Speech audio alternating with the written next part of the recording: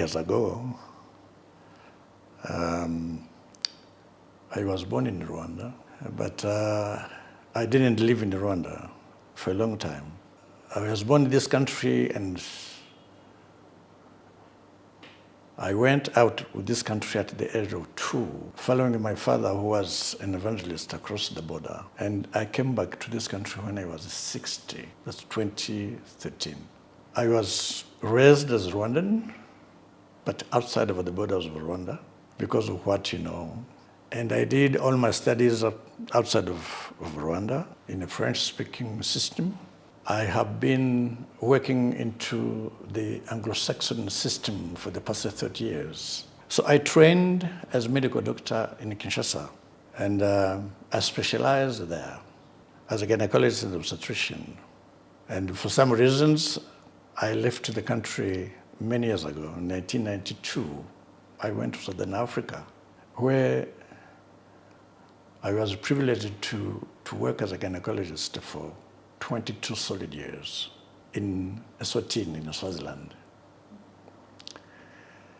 So I have been a medical doctor for the past 4 decades, and I have dealt with everything in gynecology and obstetrics until recently when I came to this country. Close to my retirement, I thought I should retire into something which should be profitable to the nation and also to my personal fulfilling, being able to help people. And then I embraced this initiative of menopause because I thought that people after the reproductive age, they go through a lot of things, alone, isolated, unattended to. And I was very much privileged to travel a lot outside of this country, all around the world. And I found that menopause actually has been dealt with considerably outside of this continent. For your information, International Society of Menopause started in 1978 in England, and today in Rwanda we're timidly starting. That is 47 years after. So during my travelings, I got very much interested in what I should be doing for my country. I said, since Rwanda is getting into development seriously and holistically, and since women seem to be very much involved in the development of this country here, in all aspects, why don't I come close to them and help them with problems related to menopause? So here I am. We are many in my family, as many Rwandan families. We're 8, now we're 7. And I'm privileged to be the only one medical doctor. I was raised in a system, in a Christian environment, Seventh-day Adventist church. So my father was an evangelist. And I went to mission schools. I didn't see myself becoming a medical doctor at any given time. And for this matter, I thought I would be an evangelist like my father, a pastor, or anything of the kind, until when I went to university. Actually, I wanted to be a lawyer. But I was aware of the environment around me, and lawyers didn't very much impress me. I thought it would be miserable for me. I thought that I should be close to people, like my father was an evangelist, but in a different way altogether. Not as a lawyer defending them with their problems and everything. But I said, why don't I become a medical doctor? I went there, it worked.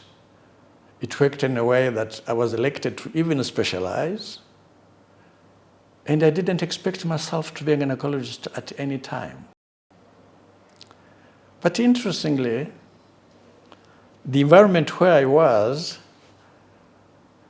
it looked like going into gynae and obstetrics was much more fulfilling because it was in the middle of internal medicine because of chronic conditions, close to pediatrics because you deal with the newborns, close to surgery because you operate, close to many things, even to psychology. So I said, oh, wow. So this specialty is just in between.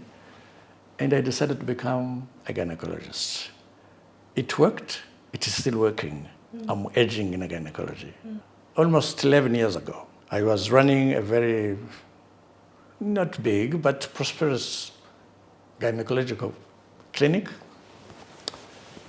And comfortable with my family around, the children. I've got 4 children. And then my wife and I sat down and we said, our countrymen are back home. Our children died at the front fighting for our freedom. We somehow contributed like any Rwandan outside, but this was not enough. And actually, I have to tell you that before I came, I was sitting in front of somebody extremely influential and who knew that my clinic was contributing to the welfare of the country. And when they heard that I was leaving, I was summoned to answer, why should I leave the country? To answer your question, I told them this. You don't know where I got educated. I came here and heartedly I served this nation. But I think I still owe to my nation what they haven't heard from me. I've come. I decided to come and help this nation. And after today, I don't think that really my road was in finance. I don't think that my road was in comfort. But my road, my inward reward, is the satisfaction of serving my people who didn't see me growing up, who didn't see me in education, who didn't see me working, but who can see me before I retire. That's how I came home. When I came, I was privileged to be received at this hospital in late 2013, early 2014. And I was admitted here as an outside consultant on a system which is international called revenue sharing consultancy. So I was not a permanent employee. Like visiting? Yes, just visiting and being paid at the pro rata of the number of the patients I would see. It's a system I had seen in South Africa which was working very well. And I think that now it is prevalent everywhere. And some time after, I was approached to go and help founding Legacy Clinic. And I was a chief medical officer there for some time. And then that time ended, and I came here. So recently, I have been working at the head of a department of obstetrics and gynecology, what people normally call maternity, but it's obstetrics and gynecology at King Faisal Hospital. So, and I didn't know, to answer your question, that one day I will go into menopause. In the country here, to see when you talk about obstetrics and gynecology, it's about a pregnancy, it's about delivery, it's about operating, it's about everything. Because the majority of women are busy delivering, and after that kind of activity, they are somehow forgotten. So I said, why don't I deal with this kind of a category of people? Because no one is doing this as a matter of interest. So I took initiative. And I spoke to the leadership of this hospital. They looked at me, they said, please go ahead. And I'm very much privileged to sit here serving in this kind of initiative I took, not because I'm special, not because I had been thinking about it for a long time, but because I felt that it was quickly a necessity. And because of the population, the demographics really growing now and again, and sustainably, I believed I would be very much useful to my country. That's how this clinic has started. It is, interestingly, as you can see it here, being called Menopause Clinic. It started, I think, last month. But I have been dealing with it timidly until I officially retired on the 27th of February. And then we discussed with the management here, and we found that it is absolutely indispensable that even if I leave the rest on the side, I should keep on this menopause for the generation to come. The most important thing here is awareness. Awareness is part of what you're doing here. You don't know how tremendous it is, how impactful it is. The job you're doing this morning in this room here is part of the awareness. For your information, let me tell you that when we were at school, menopause was mentioned in one paragraph. Actually, the healthcare providers really didn't have much been trained about menopause because of many reasons. But the most important one is that the world population is living longer. So are Rwandans. Our life expectancy is now close to 70. So if you enter menopause at the age, let's say, of 45, you've got a minimum of 25 years of living in menopause in that kind of a cloudy situation without knowing exactly what it is. So now, what do we do in menopause actually? First of all, we have to tell people that menopause is not a catastrophe. Menopause is not really a hazard.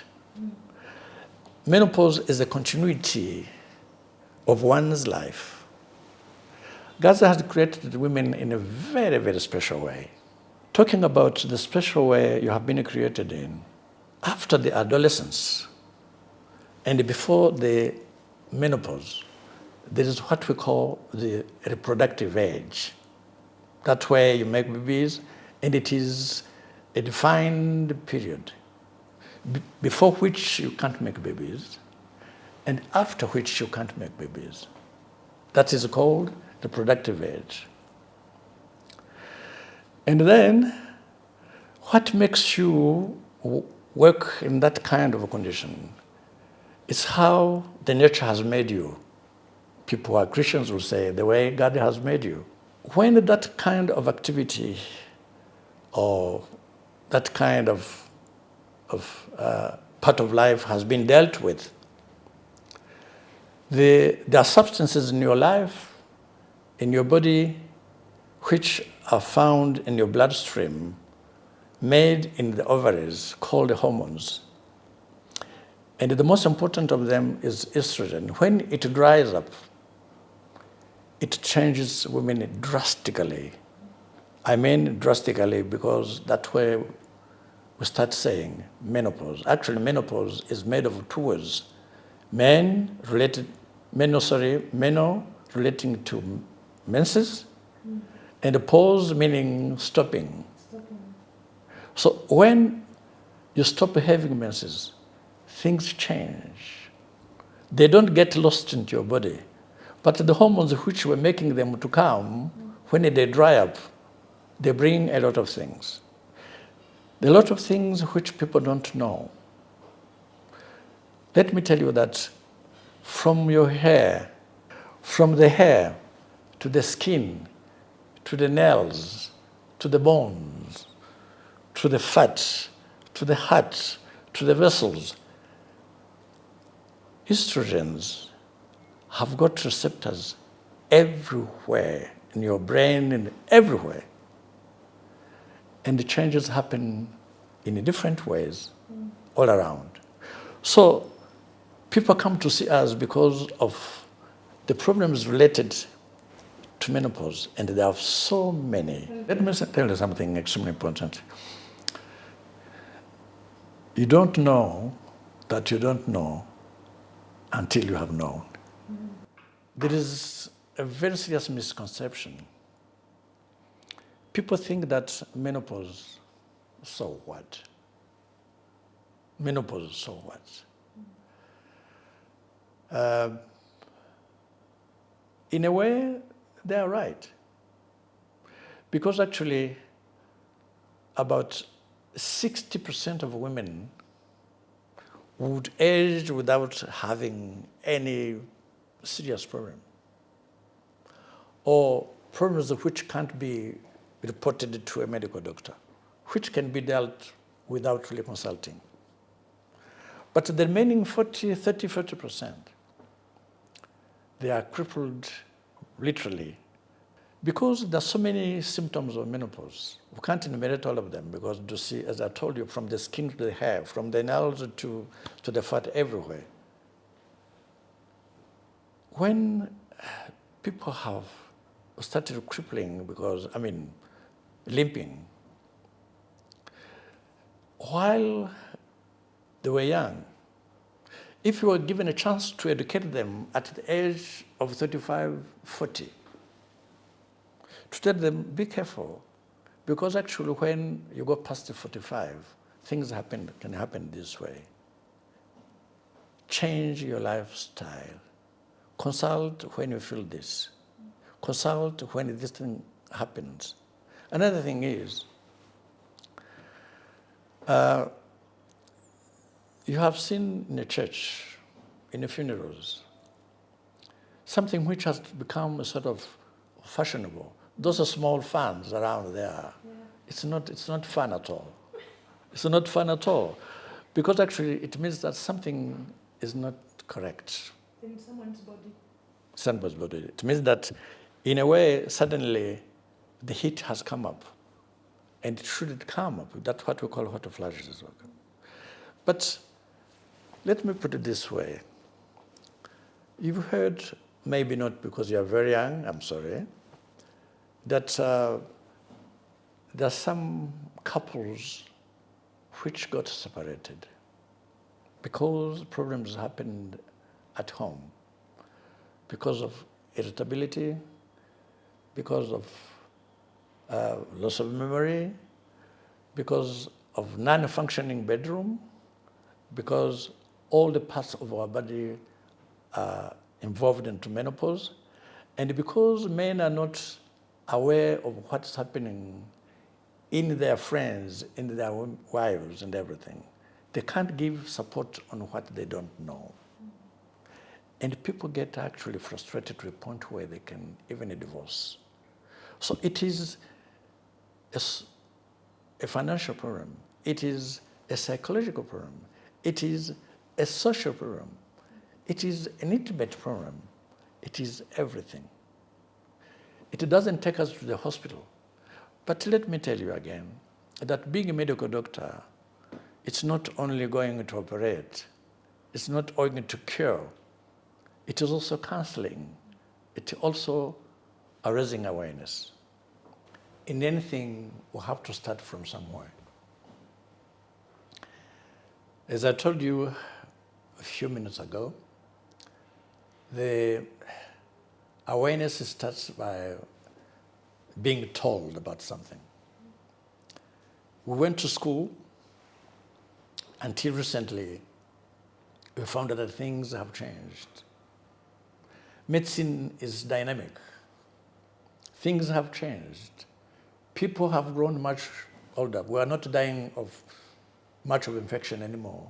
Now we're dying of hypertension, we're dying of diabetes, we're dying of strokes, things have changed. So lifestyle patterns have completely changed. Now, how do we come to tell people that? One is to know exactly what you want to do. And we're sitting here to tell people through the media. It's one of the most important tools. Number two, we have to get to approach the influential people, the influential groups. Churches are extremely important. Schools are extremely important. And you have to disseminate this kind of information so that people know exactly what is happening. And because it is an universal problem, even people from outside, those called NGOs who come from outside, because they know exactly what's happening. And because this problem impacts on the situation globally, it leaves no one behind. So we have to find the strategies of disseminating awareness, starting from what we're doing today. And actually, a menopause clinic plays a very small role in menopause management. The most important thing is awareness. Awareness is not only to know that, but to tell people how to behave. It's to tell people when to consult when it is necessary. It's to tell people around those people who are in menopause, to encourage them. It is no shame to be menopaused. It's not a shame. So people have to come out. It shouldn't be a problem where you say, what will people think even under menopause? It is not a shame to age. In Kinyarwanda, namahirwe k'umuntu atarakenyutse akabaho kugeza imyaka nk'iyo mfite. It's a very good thing, isn't it? So let people come out, and we're meeting them out there, using the media, using the written one, using the schools, using the churches, using the healthcare, educating, and educating. French-speaking people say, il vaut mieux prévenir que guérir. Now that we have a privilege to be in front of you and disseminating this kind of information, it is extremely important that people who know, they talk. They talk to who? To their children. They talk to their sisters. They talk to their mothers. They talk to their aunties. They talk to their neighbors. It is not a matter of aged people only. It is a matter of the young ones to know what awaits them ahead. Because if you don't, you'll be crippled. But if you're being made aware like we're doing today, it will slowly disseminate until it is a public knowledge. So let's talk. That's something I have to tell you here, it's extremely important. Men seem to think that they are completely exempt. First of all, it affects them because their wives, their friends, their close ones are suffering.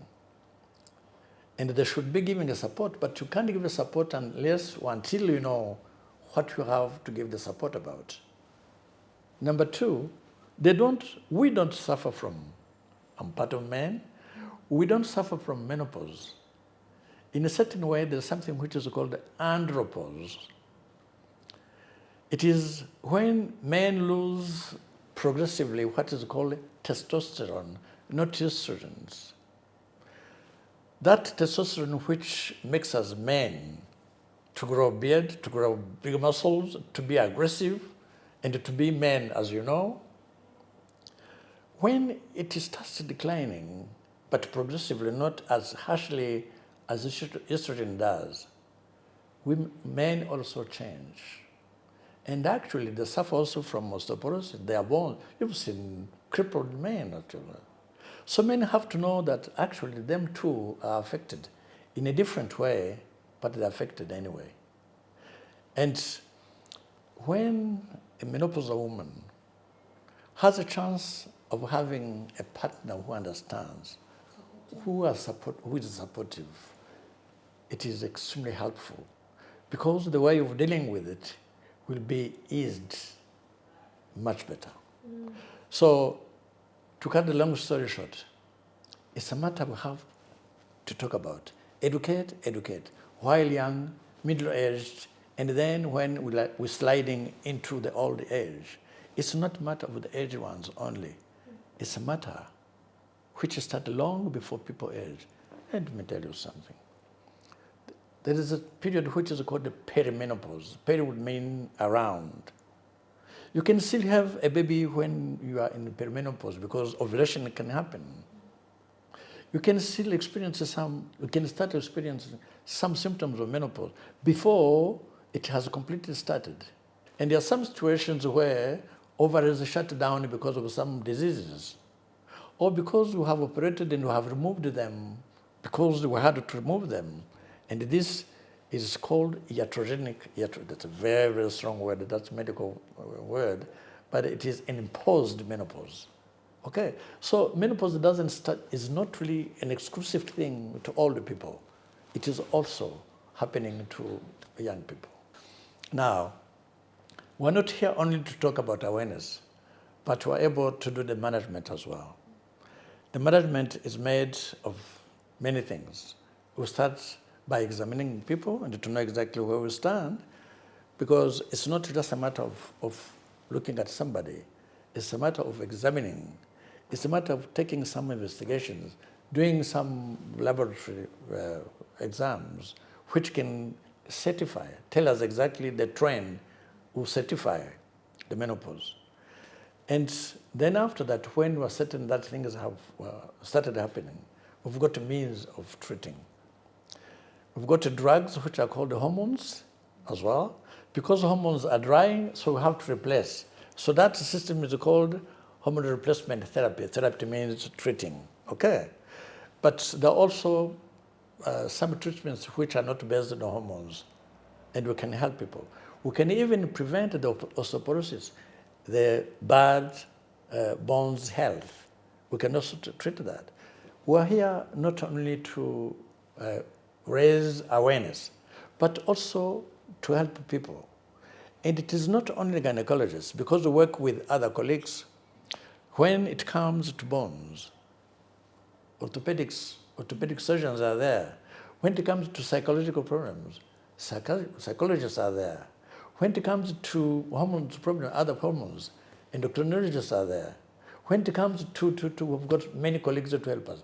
Actually, I have to thank King Faisal Hospital to have afforded me this privilege of sitting here, not only in this beautiful place, but surrounded by colleagues to whom I can run when I have to deal with a different thing, which doesn't stem from gynecology, because the management is multidisciplinary. Anything starts from somewhere.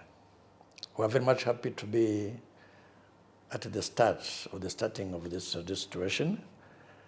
And recently we had a meeting at Rwanda Society of Obstetrics and Gynecology, and we're putting up means of raising awareness nationwide. So we're organizing ourselves. Finally, it is coming.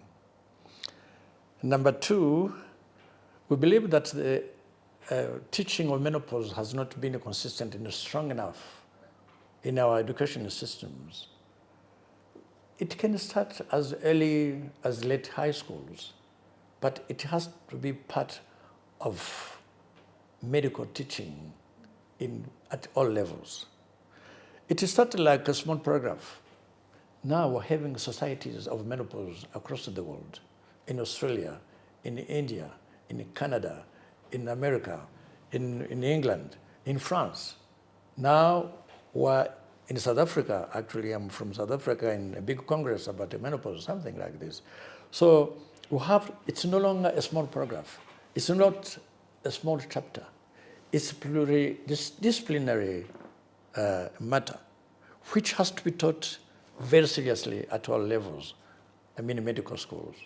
So part of this it's not a transformation, but it is an initiative, and the gynecologists are very much aware of this. All midwives and all the healthcare providers should be involved into knowing and disseminating this menopause management so that at the end, the health globally in Rwanda, in the region, is taken care of. I would like to see a standalone menopause center with branches maybe in the districts or provinces, but in Kigali to start with, where we have a center providing a comprehensive care from the counseling to treatment, to multidisciplinary approach, to the laboratory, to the imaging, everything concerning menopause in one place so that people can find easily the care they're looking for. I'll be a very much happy man if I see this before I completely retire.